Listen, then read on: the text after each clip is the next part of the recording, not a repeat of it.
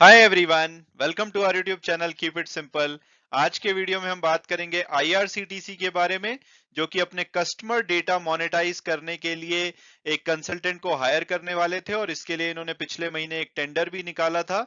लेकिन अब privacy concern के चलते इन्होंने इस टेंडर को विड्रॉ कर लिया है। तो आज के वीडियो में हम इस टॉपिक को डिटेल में डिस्कस करेंगे और ये भी बात करेंगे कि भाई इस डिसीजन का आईआरसीटीसी के शेयर पे क्या प्रभाव पड़ेगा और क्या आपको आईआरसीटीसी के शेयर में इन्वेस्ट करना चाहिए या नहीं। और आगे बढ़ने से पहले अगर आपने अभी तक चैनल को सब्सक्राइब नहीं किया तो प्लीज सब्सक्राइब करके हमें मोटिवेट कीजिए। तो सबसे पहले अगर बात की जाए कि भाई आईआरसीटीसी करती क्या है, तो आईआरसीटीसी, जिसकी की फुल फॉर्म है Indian railway catering and tourism corporation, ये एक भारतीय पब्लिक सेक्टर अंडरटेकिंग कंपनी है जो कि टिकटिंग, केटरिंग और टूरिज्म सर्विसेज प्रोवाइड करती है इंडियन रेलवेज के लिए। इनिशियली ये गवर्नमेंट ऑफ इंडिया की होली ओन्ड यानी कि 100% ओनरशिप वाली कंपनी थी और मिनिस्ट्री ऑफ रेलवेज के अंतर्गत ये काम करते थे, लेकिन 2019 में इनका आईपीओ आया था और उसके बाद जो इनकी ओनरशिप है वो डाइल्यूट हो गई है। लेकिन अभी भी इनके जो मेजोरिटी शेयर होल्डर हैं वो गवर्नमेंट है, जिनके पास की 67.4% की हिस्सेदारी है। इसके अलावा 21% के आसपास के अब जो शेयर्स हैं वो पब्लिक के पास है, 5% के आसपास डोमेस्टिक इंस्टीट्यूशनल के पास और लगभग 6% के आसपास फॉरेन इंस्टीट्यूशनल इन्वेस्टर के पास है। और अगर हम फाइनेंशियल ईयर 2020 का रेवेन्यू देखें, क्योंकि उसके बाद कोविड की वजह से ट्रेन का जो सफर है वो काफी ज्यादा इम्पैक्ट हुआ है, तो अगर हम नॉर्मल ईयर की बात करें तो इनका 27% के आसपास का जो रेवेन्यू है वो इंटरनेट टिकटिंग से आता था, केटरिंग से 46%, पैकेज ड्रिंकिंग वाटर इनका रेल नीर के नाम से आता है उससे 10%, और इनके ट्रैवल और टूरिज्म जो पैकेजेस होते हैं इंटरनेशनल और डोमेस्टिक में, उससे 17% इनका रेवेन्यू आता था।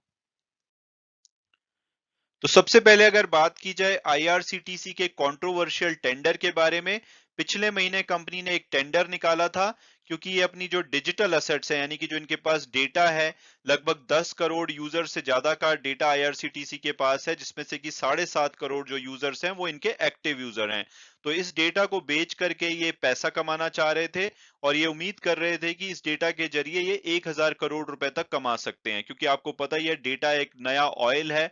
बहुत सारी कंपनीज डेटा में इंटरेस्टेड होती हैं और इनके पास तो 10 करोड़ यूजर का जो रेलवे से ट्रैवल करते हैं उनका डेटा था। तो आईआरसीटीसी ने एक टेंडर निकाला था पिछले महीने, ये कंसल्टेंट हायर करना चाहते थे जो कि इनको करता कि भाई जो इनके पास डेटा है उसको आइडेंटिफाई करके कि भाई इसमें से किस डेटा को हम मोनेटाइज कर सकते हैं यानी कि पैसा कमा सकते हैं, फिर उसका डिजाइन और डेवलपमेंट और रोल आउट करके। तो इसके लिए एक टेंडर निकाला था इन्होंने ताकि ये कंसल्टेंट हायर कर सकें।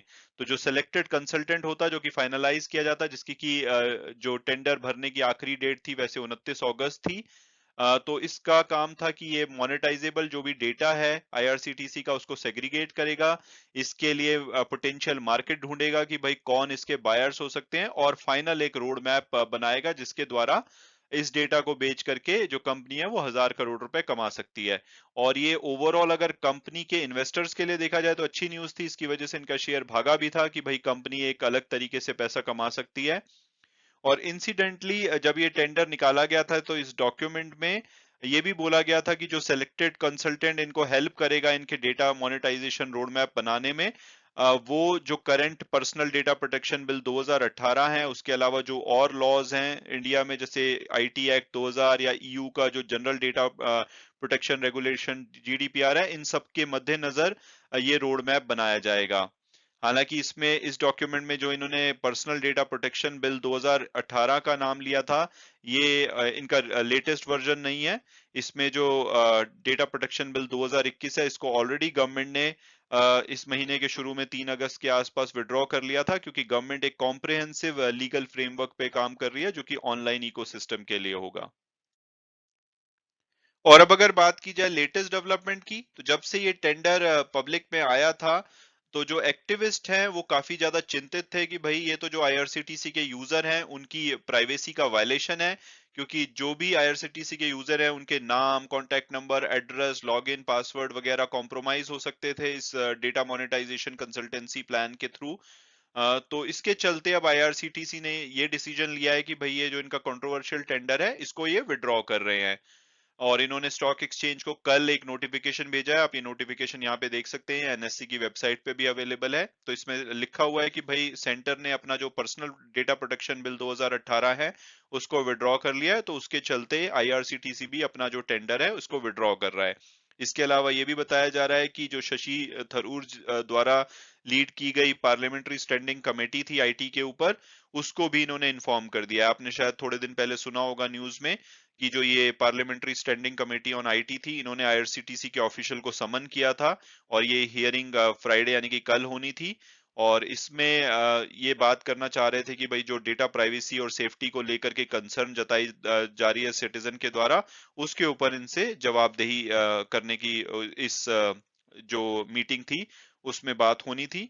लेकिन ऐसा बताया जा रहा है कि आईआरसीटीसी की एनुअल जनरल मीटिंग भी थी कल, बिफोर वो इस पार्लियामेंट्री कमेटी से मिलते, तो इसमें ये डिसीजन लिया गया कि भाई इस टेंडर को विड्रॉ कर दिया जाएगा।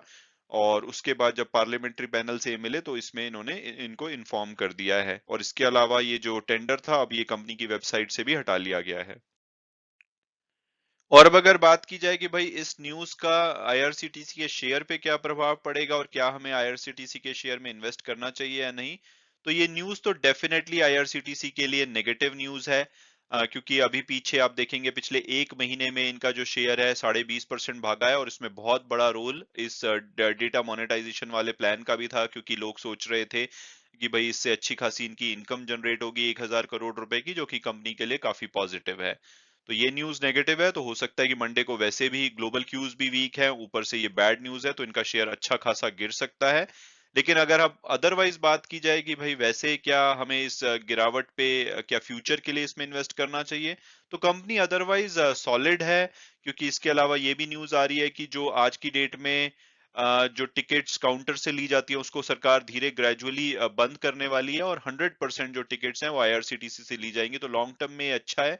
लेकिन अभी के लिए अगर बात की जाए तो पिछली इसकी अगर परफॉर्मेंस देखें तो एक साल में 37% की रिटर्न दी है, उसमें से 20% की रिटर्न पिछले एक महीने में ही आई है। लेकिन 2022 में ये इनका शेयर लगभग 14% के आसपास गिरा भी है।